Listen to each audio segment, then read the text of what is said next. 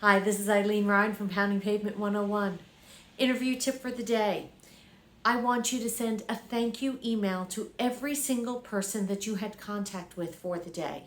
Not 2 days from now, not 3 days from now, tonight.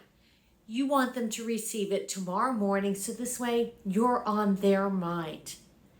You want to write it concise. You want to contact every single person that you had contact with, thanking them for their time and expressing your continued interest in the position.